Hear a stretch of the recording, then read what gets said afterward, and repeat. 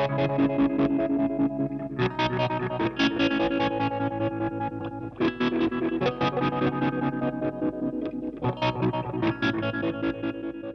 guys, just a follow-up video. A while ago I posted a couple of videos about a Joyo pedal that I had, and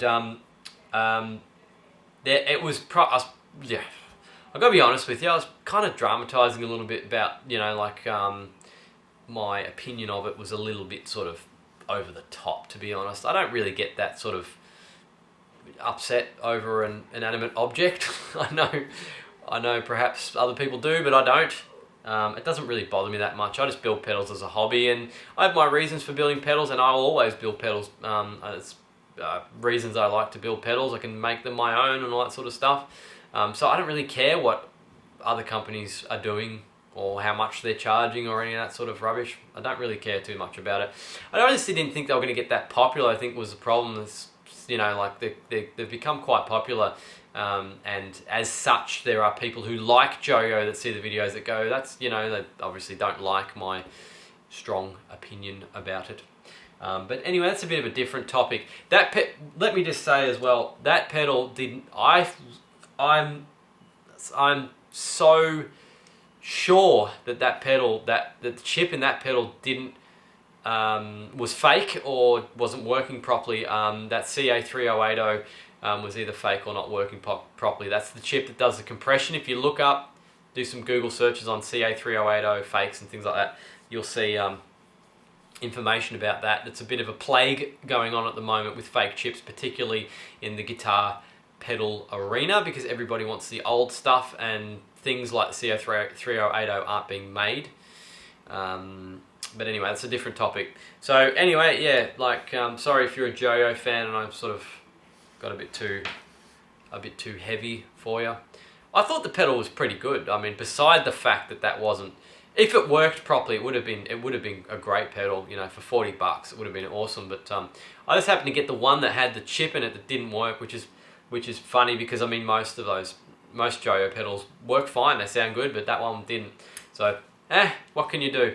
Anyway, this video is not about my opinion of Joyo and things like that. This is actually about the power scheme that particular pedal had, which is not quite the norm.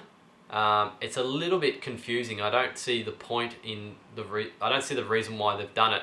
I get a lot of comments and people saying, no, that is how it's supposed to be. Every pedal does it, and Joyo's doing it as well. But I don't think they understand what I'm saying, or they didn't understand the demonstration that I gave in the video, because I gave a clear example of what it was doing and it wasn't standard. Anyway, let me demonstrate for you.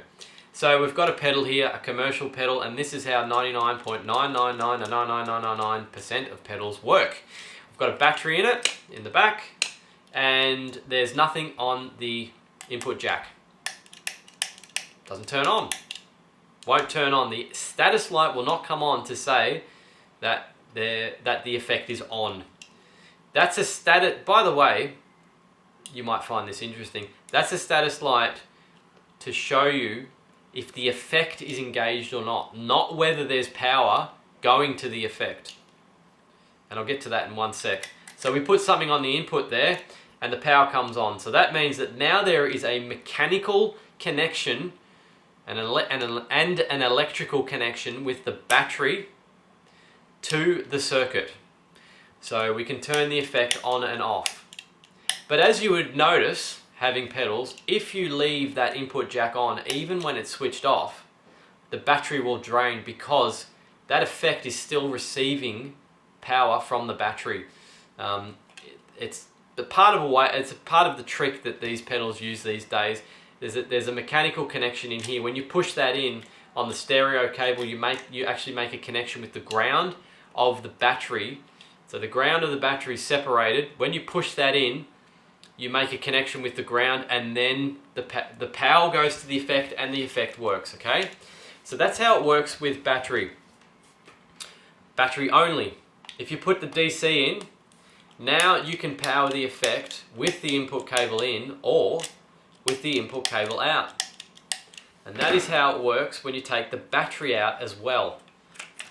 If I take the battery out like this, you will see that the power is still working the same. The reason for this is because there's not really much need to disconnect the power completely. That only happens with the battery, because you don't want to waste your batteries, but you don't care about the 5 milliamps or whatever that's been sucked from the DC source. So you just don't make a mechanical disconnection of the DC jack. And when you plug that DC jack in, you make another it's like another mechanical switch. It actually swaps the power source from the battery. The battery is now disconnected again. And the DC is connected, and it's getting the power from the DC and not the battery. If it didn't, you would have two power sources going at the same time. You'd have DC and battery, and obviously that would be no good. So anyway, the Joyo wasn't doing that. When it was DC powered, if I went like this, right? If I had the cable on the input and I press what was happening, and I press the power, it would work normally like this. And then when you pull the input cable out and I click it, let's pretend I'm clicking it, it wouldn't turn on anymore. Why would you do that? See, now that I've explained it to you, you probably see why it's a bit strange. Because why would you don't care about the small tiny bit of power that's coming from your DC cable, you know, like whatever the pedal's drawing. You don't usually care about that. It's not the end of the world, of course. You know, you can do it. If there's nothing on the input, I suppose you could also say, well, why have power coming in, power and the effect? But the large majority of pedals don't do it that way, and that's why it's a little confusing. You usually just don't care about the power that it's drawing anyway. It's just insubstantial. It's just easier and more logical just to leave the pedal on, even if there's nothing on the input, and that's why most people do it. So that's also why the guy sold it, because he was confused about the power about the powering of the pedal. He said there was something wrong with it. There was something wrong with the power. He was confused, and why wouldn't you be? Because most of them don't work that way. I hope I've explained this clearly, and it makes some sense, because it's a question that keeps coming up. It's a little frustrating because every time the same question comes up, I've got to explain it again, and then I get into this conversation going back and forwards. I'm like, no, that's not what I'm talking about. That's not what the example was in the video. That was not what I was saying. What I just demonstrated to you is how the pedal should be working. Input cable should have no effect on the DC. It should not disconnect the DC. It's not the standard way to do it. They can do it if they want, but it's not what majority of pedals do. That is essentially what I'm getting at. So anyway, hope you found that useful or interesting.